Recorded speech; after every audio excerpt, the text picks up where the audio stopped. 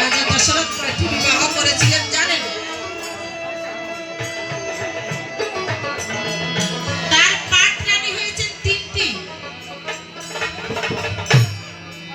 আর কিন্তু তার আরো অনেক বিবাহিত স্ত্রী তারা স্বীকৃতি পায়নি।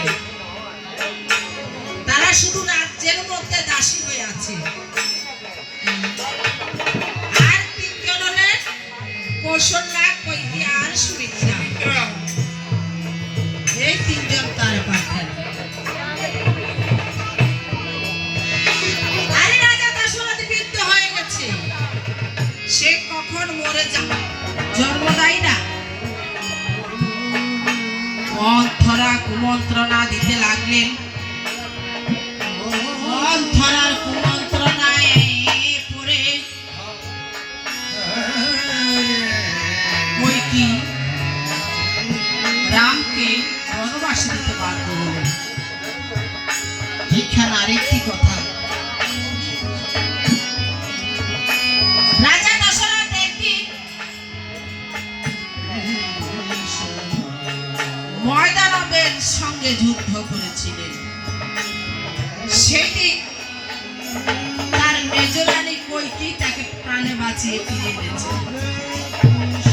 সেদিন তাকে একটি বর দিতে চেয়েছে, বলেছে আমার কোনো কিছুর অভাব নেই,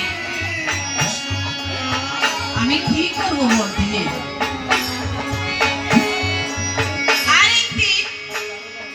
রাজার পায়ে বুড়ো আঙুলের চিপে একটি ব্রণ উঠেছে। কোন বৌদ্ধ কবিরাজ তার এই পুরা ভালো করতে পারেনি।